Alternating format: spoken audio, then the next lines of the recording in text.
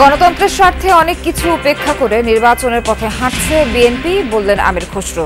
ভাগবাটোয়ারার vote চাইছে কিছু রাজনৈতিক দল, অভিযোগ এনসিপির।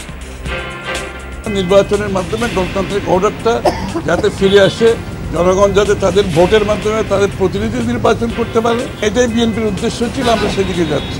এনসিপি এই ধরনের নির্বাচনী সমঝোতা বা বন্দোবস্তে কখনোই সায় দেবে না, বরং আমরা এর বিরুদ্ধে অবস্থান নিব। নির্বাচনে পুরো দেশকে রেড, ইয়েলো ও গ্রিন জোনে ভাগ করা হবে, জানালো ইসি। আইন শৃঙ্খলা অবনতির সংখ্যা নিয়ে বললেন উপদেষ্টা, সর্বাত্মক সহযোগিতা করবে সেনাবাহিনী।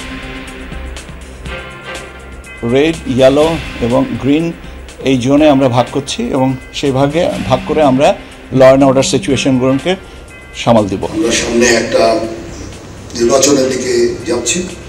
সেই নির্বাচনে আমরা যথাযথভাবে ইনশাআল্লাহ সরকারকে সর্বতভাবে সহযোগিতা করব। ভূমিকম্প পরিস্থিতিতে 2 সপ্তাহ বন্ধ ঘোষণার পর বাড়ি পথে ঢাবি শিক্ষার্থীরা হল সংস্কার করে বাস উপযোগী করার আহ্বান। ইতিবাচক হিসেবেই দেখছি আপাতত, কারণ যেহেতু একটা সার্বিক বিপদের শঙ্কা আছে, সময়ের জন্য এই সিদ্ধান্তটা যুগোপযোগী ছিল যে, এবং ছাত্রীরাও বেশ কোঅপারেট করছি আমরা। স্বাগত সবাইকে, আমন্ত্রণ যমুনা নিউজে। এতক্ষণ শিরোনাম দেখছিলেন, পুরো খবর জানাবো নাবিলা সোহার। কোনো দল নানা কর্মসূচি দিলেও বিএনপি সাংঘর্ষিক কোনো রাজনীতিতে জড়াবে না। দলের স্থায়ী কমিটির সদস্য আমির খসরু মাহমুদ চৌধুরী বলেন, দেশের স্থিতিশীলতা রক্ষায় গুরুত্ব দিচ্ছে বিএনপি। নির্বাচন বানচালে একটি গোষ্ঠীর ষড়যন্ত্র দেশের মানুষ সফল হতে দেবে না বলেও মন্তব্য করেন বিএনপি নেতারা। রাজধানীতে আলাদা অনুষ্ঠানে বিএনপি নেতারা এসব কথা বলেন। বাংলাদেশ মেডিকেল বিশ্ববিদ্যালয়ে এই আলোচনা সভার আয়োজন করে ডক্টরস অ্যাসোসিয়েশন অব বাংলাদেশ ড্যাব, যেখানে আগামীর বাংলাদেশ ও চিকিৎসা খাত নিয়ে তারেক রহমানের পরিকল্পনা তুলে ধরেন বক্তারা। অনুষ্ঠানে দলের স্থায়ী কমিটির সদস্য আমির খসরু বলেন, বিএনপি ক্ষমতায় এলে প্রতি পরিবারের গৃহকর্ত্রীকে চিকিৎসা কার্ড দেয়া হবে। আগামী দিনে বিএনপি সহনশীল রাজনীতি করবে বলেও প্রতিশ্রুতি দেন তিনি। গণতন্ত্র থেকে সরে যাওয়ার কোনো সুযোগ নেই।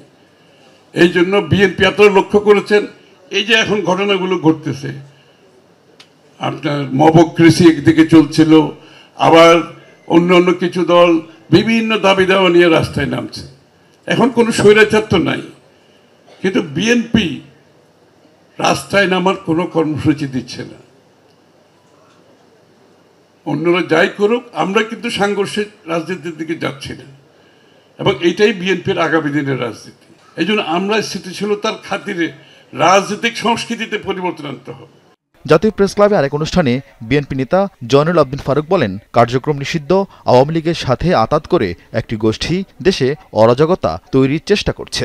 যত ষড়যন্ত্রই, যত রকমের আওয়ামী প্রেতাত্বের সাথে সম্পর্ক করে বাংলাদেশের নির্বাচনকে ব্যাহত করতে চান, কিছুই হবে না। প্রয়াত ঢাকা মহানগর নেতা সাইফুল ইসলাম পটুর স্মরণে নয়াপল্টনে মিলাদের আয়োজন করে বিএনপি। অংশ নিয়ে সিনিয়র যুগ্ম মহাসচিব রিজভী আহমেদ বলেন, রাজনীতিবিদদের হাতে রাজনীতি থাকলে দেশের উন্নয়ন হবে। রাজনীতি যারা করছে তাদের হাতে রাজনীতি ছেড়ে দিন। আরেফিন শাকিল, যমুনা নিউজ, ঢাকা।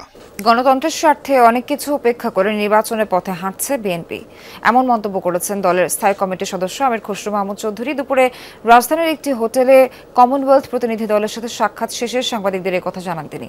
বৈঠকে আসন্ন নির্বাচন ও নির্বাচনের পরিস্থিতি নিয়ে আলোচনা হয়। আমির খসরু বলেন, ফেব্রুয়ারিতে নির্বাচন আয়োজন নিয়ে বিএনপি কোনো শঙ্কা দেখছে না, দেশের মানুষ সহনশীলতার রাজনীতি চায় বলেও জানান তিনি।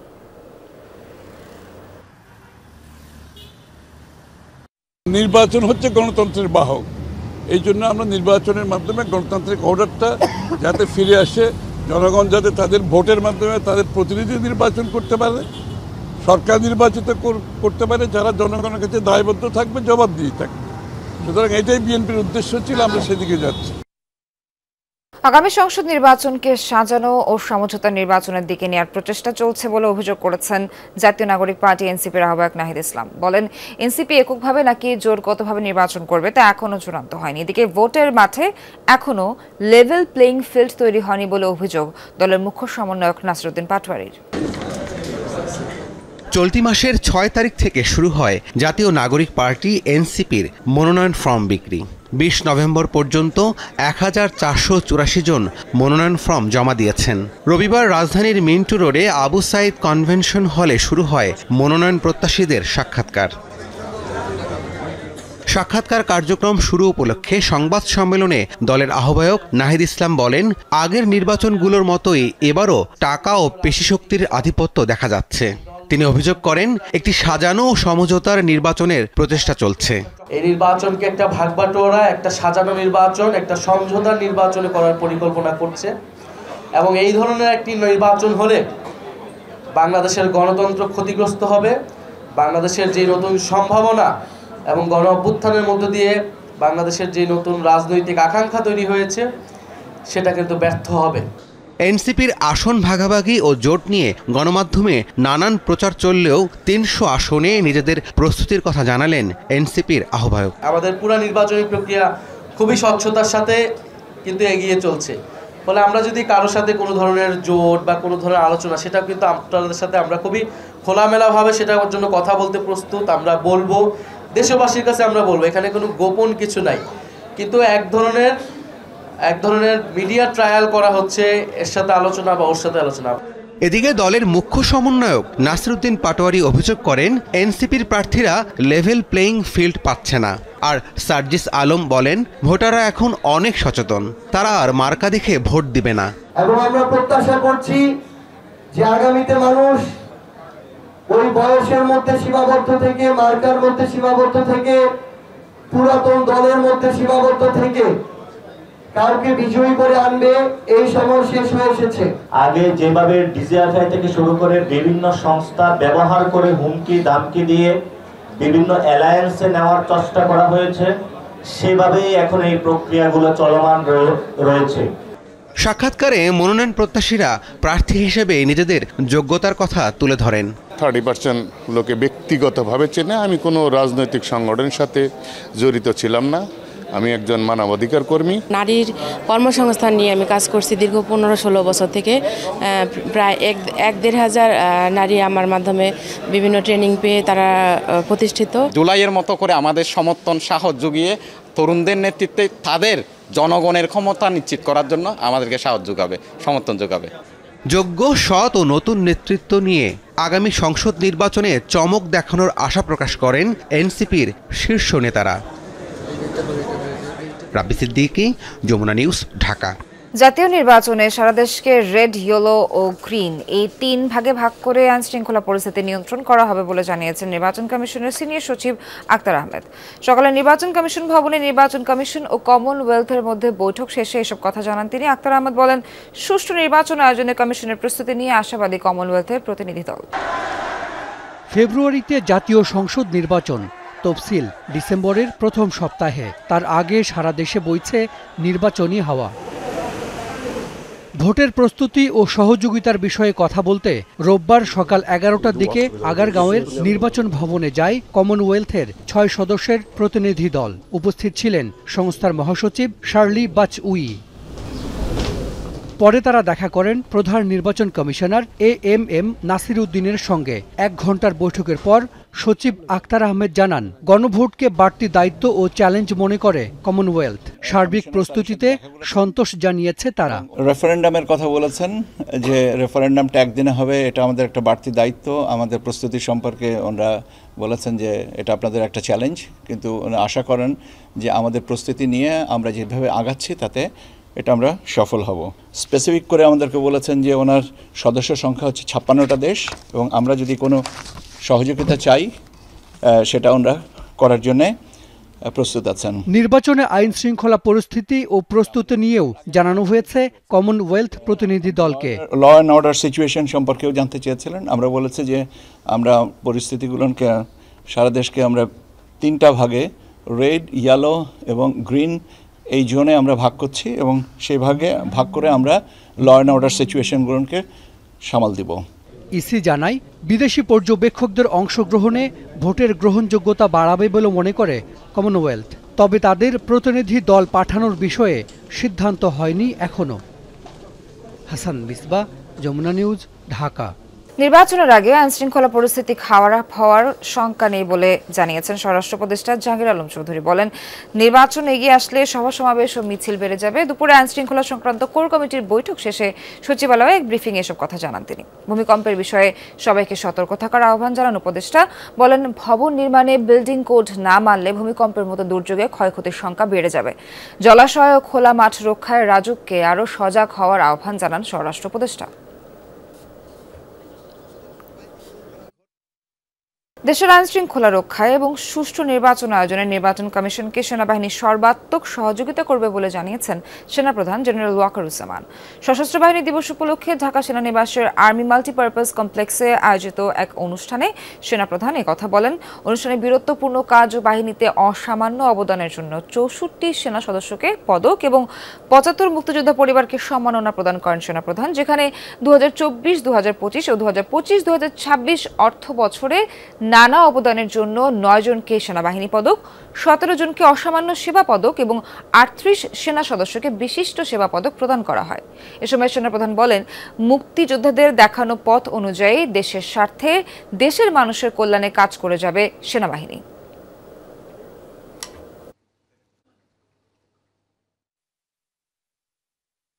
আওয়ামী লীগের শাসনামলে গুম ও নির্যাতনের পৃথক ২ মামলায় সেনা কর্মকর্তাদের বিরুদ্ধে অভিযোগ গঠনের শুনানি ৩ ও ৭ ডিসেম্বর নির্ধারণ করেছেন আন্তর্জাতিক অপরাধ ট্রাইব্যুনাল ১। এদিন সেনা কর্মকর্তারা ভার্চুয়ালি হাজিরা দেওয়ার আবেদন জানায়। ট্রাইব্যুনাল বলেন, বিচারপতি, সাবেক মন্ত্রী ও এমপিরা আদালতে সশরীরে হাজিরা দিচ্ছেন, আইন সবার জন্য সমান। আওয়ামী শাসনামলে গুম ও নির্যাতনের ২ মামলায় ১ মাস পর রোববার একই প্রক্রিয়ায় ট্রাইব্যুনালে হাজির করা হয় সাবেক ও বর্তমান ১৩ সেনা কর্মকর্তাকে। সকাল 11:30টার দিকে তাদেরকে নেওয়া হয় কাঠগড়ায়। এদিন ভার্চুয়ালি হাজিরা দেওয়ার সুবিধা চেয়ে ট্রাইব্যুনালে আবেদন করেন সেনা কর্মকর্তাদের আইনজীবীরা। এ সময় ট্রাইব্যুনাল বলেন, সাবেক প্রধান বিচারপতি, মন্ত্রী, সংসদ সদস্যরা সশরীরে আদালতে হাজিরা দিচ্ছেন, আইন সবার জন্য সমান বিষয়টি মনে করিয়ে দেন ট্রাইব্যুনালের চেয়ারম্যান। যেহেতু বাংলাদেশের সাবেক প্রধান বিচারপতি কারাগারে আছেন, তাকে কোর্টে অ্যাটেন্ড করতে হয় ফিজিক্যালি। অ্যাপেলেট ডিভিশনের বিচারক, সিনিয়র মন্ত্রী, বিভিন্ন পর্যায়ের মানুষ যারা আসামি হয়েছেন তারা রেগুলারলি আদালতে সশরীরে হাজিরা দেন। সুতরাং এখানে ডিফারেন্ট কোনো ঘটনা ঘটেনি, যে কারণে অন্য কোনো বিশেষ বিবেচনায় কাউকে ভার্চুয়ালি হাজিরা দেওয়ার বিষয়টা অ্যালাউ করতে হবে। পরে গুমের ২ মামলায় সাবেক ও বর্তমান ২৫ সেনা কর্মকর্তা সহ ৩০ জনের বিরুদ্ধে অভিযোগ গঠনের শুনানির জন্য ৩ ও ৭ ডিসেম্বর নির্ধারণ করেন আদালত। এদিন এ মামলায় শেখ হাসিনা সহ পলাতক আসামিদের আইনি লড়াইয়ের জন্য নিয়োগ দেওয়া হয় রাষ্ট্রনিযুক্ত আইনজীবী। আমার কাছে মনে হয়েছে যে তাকে আরও প্রপার ওয়েতে ডিফেন্স দেওয়া দরকার। আমি বলছিলাম প্রথমে যে on behalf of Sheikh Hasina, তো বলছে যে এটা তো আপনি পারেন না, বিকজ শি ইজ ফিউজিটিভ। হ্যাঁ, ভার্চুয়ালি যেটা আবেদন দিছি ওইটার জন্য তাজুল ইসলাম সাহেব যিনি আছেন উনি সময় চাইছেন একটা।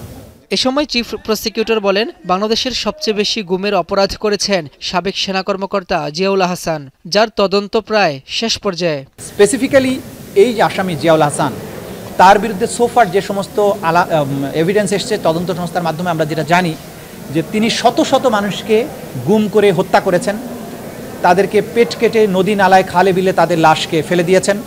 এই জাতীয় অসম্ভব শক্তিশালী এভিডেন্স আমাদের কাছে আছে। শেখ হাসিনার মামলার রায় ঘিরে বিচারকদের ছবি, অপমানজনক কমেন্ট ফেসবুক, টেলিভিশন, পত্রিকা ও সামাজিক যোগাযোগ মাধ্যম থেকে অপসারণ করতে বিটিআরসি ও তথ্য সচিবকে নির্দেশ দেন ট্রাইব্যুনাল। রাব্বি হোসেন, যমুনা নিউজ, ঢাকা।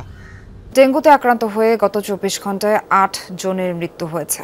এ নিয়ে চলতি বছরে এখন পর্যন্ত মশাবাহিত জ্বরটিতে মৃতের সংখ্যা বেড়ে দাঁড়িয়েছে ৩৬৪ জনে। রোববার স্বাস্থ্য অধিদপ্তরের ডেঙ্গু বিষয়ক নিয়মিত সংবাদ বিজ্ঞপ্তিতে এই তথ্য জানানো হয়। স্বাস্থ্য অধিদপ্তর জানায়, গত ২৪ ঘন্টায় ডেঙ্গু আক্রান্ত হয়ে হাসপাতালে ভর্তি ৭৭৮ জন, শনাক্ত রোগী বেড়ে ৯০,২৬৪ জনে দাঁড়িয়েছে। চলতি বছরে এ যাবৎ মোট ৮৭,৪৪২ জন রোগী হাসপাতাল থেকে ছাড়পত্র পেয়েছেন।